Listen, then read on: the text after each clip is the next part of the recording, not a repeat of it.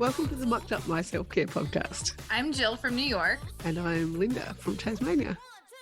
We are two moms from opposite sides of the world who are living, demonstrating, and helping moms across the world build their self-care asset bank. Ready to dive in? Messy, interrupted, imperfect, and most of all mucked up. Let's get going. Hello. Hello. We're back again. So good to be here. Yes. Always. I can currently just ignore the stuff that's happening on behind me to a degree until I might get a little person on my lap or all of those things. I think you've got the house to yourself tonight as well, haven't you? We have a sleepover tonight, so it is nice and quiet. And yeah, it's good stuff. Yeah. Hopefully you don't fall into that trap that I do of being like, oh, look at all these things I can try and do now. I have some time to myself. It's 1 a.m. Yeah. I had a very short window of time. And then my husband came home. So, now it's spending time here recording this lovely podcast that we're about to have. And then after will be a little bit of ice cream and TV to wind down. But besides the point. And, would you tell us a little bit how your muck highs and muck lows are going for you today? Yes. So it's been a fairly big couple of weeks. I had the book, which is now out into the world. I'm starting on collection 2. That's sort of all underway as well. So that's definitely been a high and low at the same time, because I've looked around the house and been like, oh, look. I think one of the kids said to me the other day, look, that spider web's the shape of like, I don't know, it looks like a penguin, or like all the spider webs up in the corners and things like that I normally might get to, but I haven't got to. And I still haven't got to, and I'm not planning to get to anytime soon because I've got another few books to get out first. So they will just sit there for now. That's funny. I know the feeling of those cobwebs. Yep, every time. What about you? Highs and lows? Let's see. Well, I think they're both kind of like a mixed match of both high and low kind of thing. There's like 2 different ones. So I've been putting off going grocery shopping because I feel like there's like not enough alone time to go do it within the hours that needs to be done. And I finally got the time to go do it after a busy like weekend with the sticky note time weekend and coming back from all that, and then being caught in funks, not wanting to do anything. So finally alone time to go grocery shopping, which was much needed. And then I guess the low is just the tales and the woes of potty training right now. Oh my gosh. We've gone back. We've gone backwards. We just went, nope, this is not working. It was really, really good the other day. He's in underwear. He's practicing really well. And he went outside and by himself outside, all good. I go check in on him and he's not in my line of sight, which is fine. I can hear him, but there's a big turd on the floor. And then I go check on him so I can see him. And then I come back and the turd's gone. What? Dog brought me back to the turd. So yeah. Oh. Yep. You don't want the slobbery kisses right now from the dog. Oh my god. Nobody warned me about that part. Yep. If anybody had have said to you, yep, your dog's gonna your dog feast on. At least it wasn't the other way around, right? Oh yeah, yes, for sure. Ugh. how did this conversation, we're like, what, 4 minutes in? And we're it's already going.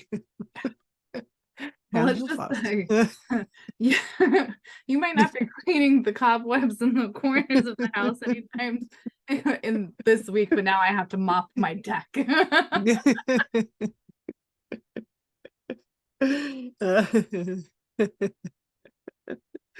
Awesome. Well, so fun. And that's the everyday. Like that's what we're constantly navigating. Like I cannot keep on top of the chores and the general house stuff. It feels Definitely. so impossible.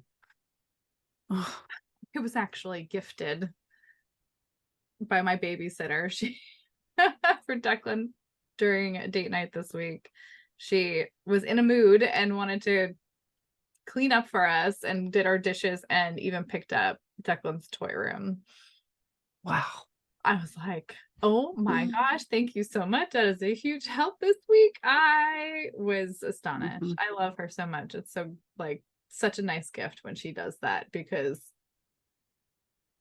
I feel good when I do it and I have a clean kitchen counter. That's my favorite. Like when I've really cleaned my kitchen counter, it looks deep clean. Yeah. So good. I'm like, thank you so much. This looks so nice. I love my work. And having someone else do it almost exactly the same way I would do it. I'm like, that is so nice. Yeah. And it's interesting as well because I mean, I think there's certain standards that we like to sometimes try to at least aim for occasionally, or standards that we want to teach our kids, or work in some sort of cooperation with partners or in other people that are coming and going as well. And so being flexible with those standards while also still not slipping from those standards is something I've found that I've needed to do over the years as well. In thinking about, well, do I just let that go for now and then only feel frustrated that it's nowhere near what I appreciate or like or feel really good about as well. So I think it's a little bit of a balance there. Do you find yourself almost cycling through that effort that you put into the clean? Like, oh, that's good enough for this week because I'm not really feeling like doing it like I would probably a different week. Yep. Yeah. And then other weeks where I'm like, no, I actually just really want to get stuck in and make it much better than it was last week. And I was even just looking at photos the other day of 2 years ago when we moved into this place, and just the general difference in not as much clutter and not as much mess and not as much grime and dirt and those sort of things, and not able to get back to that standard yet. I'm not even going to try. Like 9 months post birth, and so still having a hope that one day I believe that it will be able to have a little bit more concentration on cleaning out the cupboard or the fridge, or the washing machine needs a good go at the moment, and those sort of things. Like I do the minimum of cleaning out filters and that sort of stuff, but as far as actually getting into the grooves and the edges and that sort of stuff, no. Like It's on a sticky note. It's on a sticky note somewhere. Yeah. Am I pulling out the fridge this time and cleaning behind it? Yeah. Maybe not. Maybe. Do I have to? Yeah. It was yeah. big enough that I made like a monthly chore list broken down by weeks and then days, where I put like the big things. So our friend Izzy, who does the organization stuff with us, she had a nice checklist of chores to get done within certain times. So not necessarily are you doing all of the big projects every month to clean. Instead, I've taken it from hers, I've adapted it to be every month we do one big clean. So are we cleaning the appliances this month, and then the next month is changing the water filter on the filters.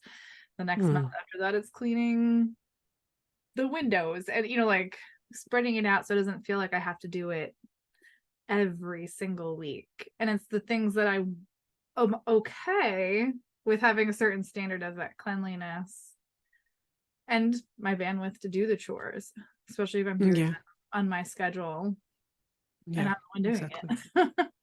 Yep. Does Declan help you with chores as well?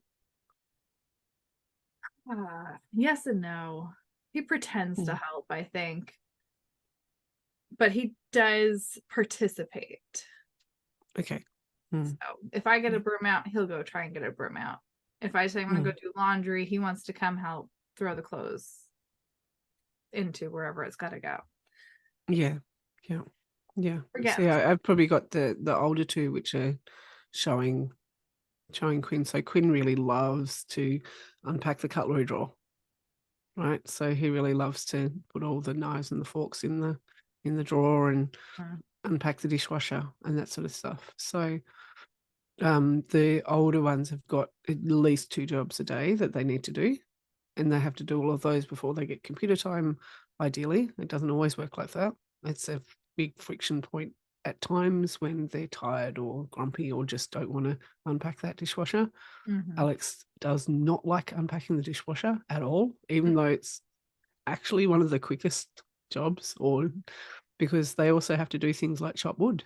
So they have to chop the wood and bring all the wood up for the fire at the moment. That'll change over summer. They'll need a different job after that. They have to fill the garden waste bin with gardening. They have to do things like, well, on some days they might have the hallway or the lounge room or their bedrooms. The bedrooms take the longest every single time. It's only on there twice a week, and I've got one day on there today actually where they have to change their sheets because I was finding that they just weren't changing their sheets. It'd be always up to me to try and remember, and I've got something now on my Google Calendar because, again, I like to do it regularly. It makes me feel good with fresh sheets. So, so they actually have to change their sheets now and make their bed, which again is not always fun for them, but at the same time, it's really important for me to teach them some of these skills so that they can contribute. We're all living here. We're all under the same roof. It doesn't just all fall to me because I can easily fall into that martyr generational. That's what I've been taught, that I have to do it all. And if I don't do it, who else is going to do it? The victim type blaming. And yeah, I don't like doing a lot of the chores either. No way. No way. Much prefer to write a book. Or record a podcast. Yep. Yeah, I'm trying to get him involved with it. And I even tried to make it easier. So instead of like changing my standards, I just changed my my situation, maybe, I guess, or the organizational pattern. So instead of having a folded system for clothes for Declan, they're baskets and they just hold the clothes. So we have a pants basket, a shirts basket, a PJ basket, and undergarment basket. And he can sort it now. So that's our big practice, is where do the pants go? Go ahead and put it in the pant basket. And so he'll put his clothes away, and that's less folding on me, less pressure on me to get stuff folded. Who cares if he has wrinkled shirt? Like, I've even kind of stopped worrying so much about my clothes being wrinkled or not, because I mean, I don't really leave the house all that much, being working from home. So I almost want to have just baskets in my room for my clothes to just be in a basket instead of folded nicely in a drawer. Yeah.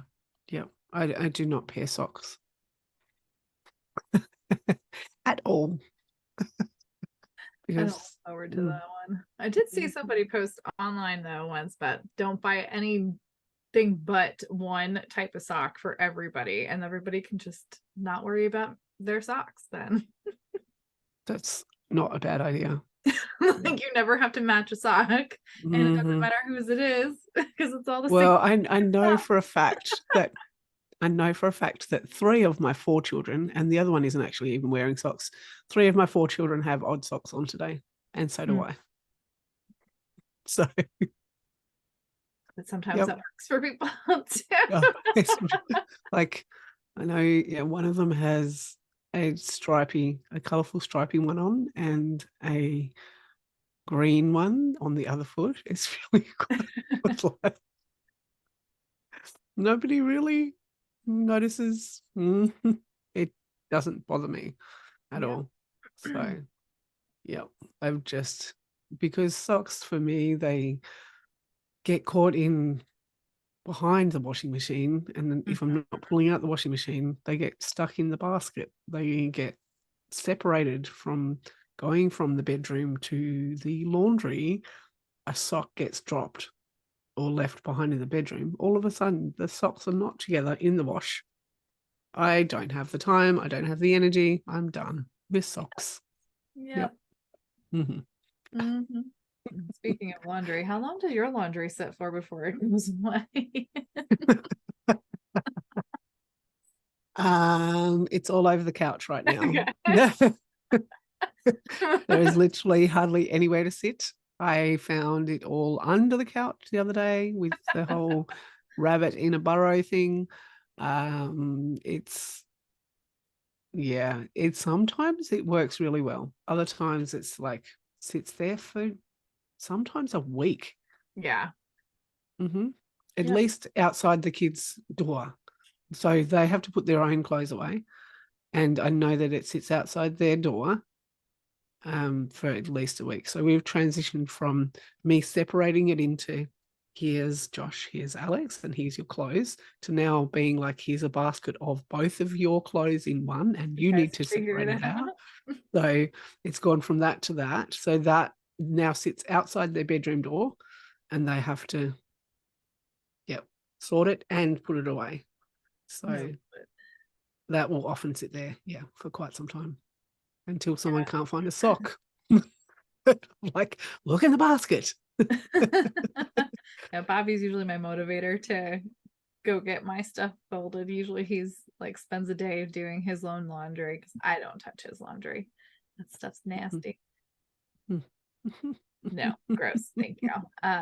So if he's folding laundry, I'm like, well, this basket's been here for about a week. We can fold this now.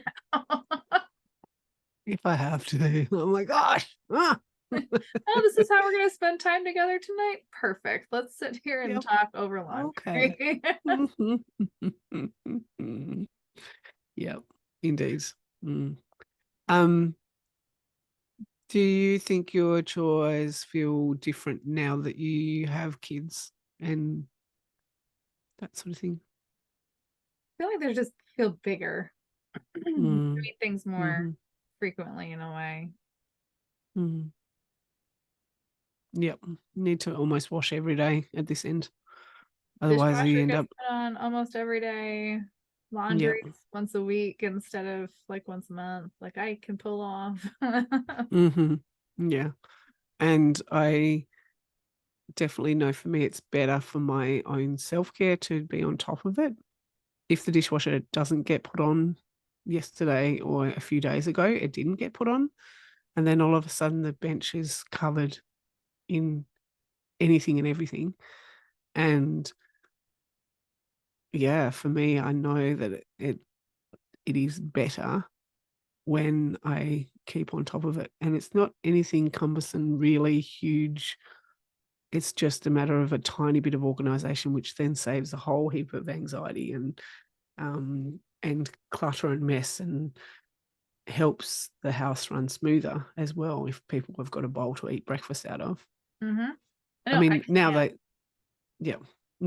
pretty much just grab anything to eat breakfast, a cup or a plastic container, or like they don't even think about it. But at the same time, it does run smoother when there is a little bit of organization. Definitely. At least I can't start dinner without the kitchen being cleaned. half the time because I need the stuff that's in the sink. Yeah. Dirty. Yeah. Yep. Need to wash the pots and pans from the other night. So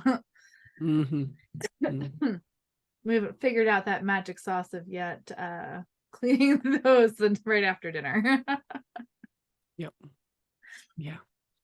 But then for me, sometimes right after dinner, that's also the time I need to start winding down for bed and getting people so they're not manic running around the house crazy. So I don't remember the last time we did dishes right after dinner. I'd like to start again. That's an aim for the next few weeks. Yeah. Yep. The idea flow, I think, is to have the dishwasher ready to get on right after you finish eating with whatever you have out for food to put in the dishwasher, then turn it on and be done. Yep. Like if you can manage that to me, like that's what we try for. Like, okay, that's my dopamine hit. I'm good. Like I can end the night with the dishwasher on. Yes. Yes. Yeah. Yeah. We've talked many times about the dishwasher throughout these episodes.